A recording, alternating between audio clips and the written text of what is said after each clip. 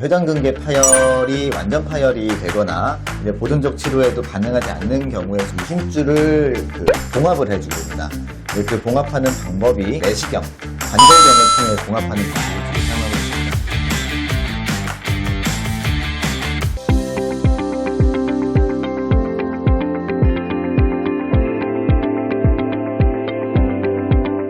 네, 안녕하십니까. 저는 더자인병원 정형외과 전문의 이진호입니다. 정형외과 내에서 세부 전공으로 어깨, 팔꿈치, 손이나 손목 같은 상지를 주로 담당하고 있고요. 그 외에 스포츠 손상 같은 것도 담당을 하고 있습니다.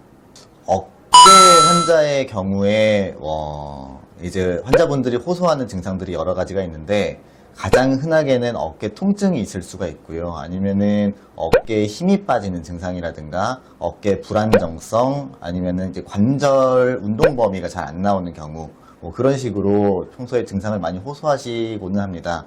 근데 이제 그 증상에 따라서 이제 환자분의 질환이 어떤 건지 이제 증상과 엑스레이나 아니면 MRI 같은 영상 검사를 통해서, 그리고 제가 환자분의 상태를 보는 신체 검사나 이런 걸 통해서 이제 진단이 이루어지게 되고, 가장 흔하게 볼 수 있는 거는 흔히 오십견이라고 많이 얘기하는 증상이 있을 수도 있고요. 아니면은 어깨 힘줄에 회전근개라는 힘줄에 손상이 있는 경우나 어깨가 빠지는 경우, 그런 것들을 볼 수가 있습니다.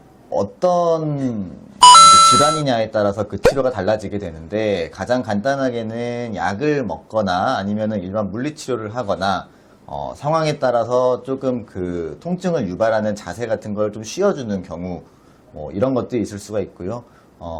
오십견 같은 경우에는 스트레칭 같은 거를 같이 하거나 집에서 이제 좀 뭉친 근육이나 이런 걸 좀 풀어주는 경우도 있습니다.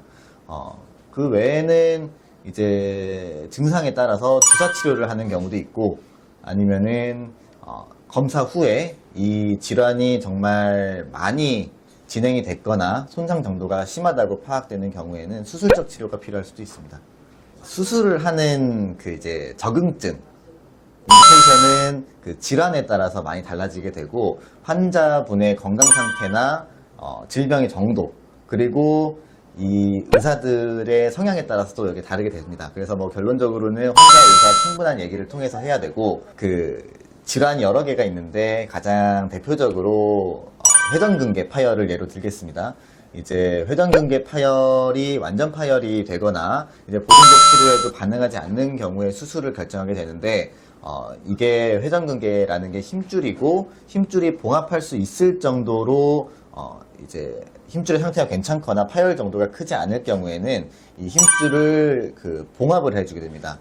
근데 그 봉합하는 방법이 요새는 내시경, 관절경을 통해서 이제 봉합하는 방법을 주로 사용하고 있습니다.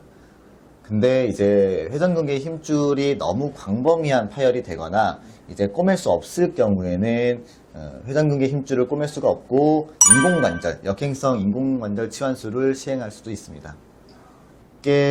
어깨 자세, 평소에 이제 힘을 다른 자세라고 얘기하는 그런 자세를 하는 게 좋은데, 이제 가슴을 펴고 이제 견갑골을 약간 모아주는 형식으로 해서 힘을 주는 게 좋고요. 이제 목까지 뒤로 빼면서 앉음키 되는 듯한 이런 자세를 평소에 유지하는 게 좋다고 생각합니다.